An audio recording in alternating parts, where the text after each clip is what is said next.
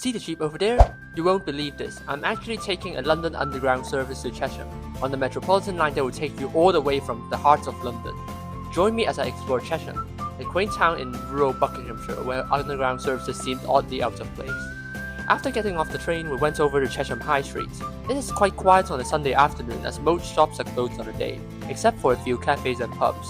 Interestingly, there is a Chinese restaurant called the Beijing Gourmand which will open at 5 PM on a Sunday, and honestly, the prices are not really that bad. We then stumbled upon Lowndes Park in the western part of town and this beautiful lake called the Duck Bank. However, the playground is not as pretty as the park itself. It has a football goal that doesn't have a net, a basketball stand that doesn't have a hoop, and look at this, a swing stand with a swing being removed.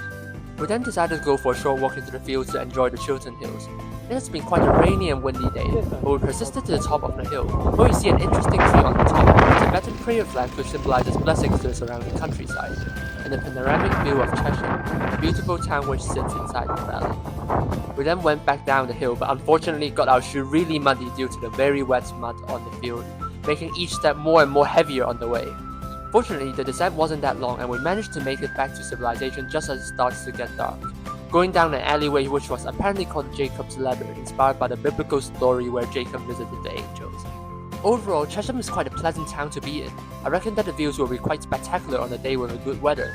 However, just be aware that the train service only runs every 30 minutes, and if you live on the hill, be prepared for your shoe to get fully covered with mud when you're going up.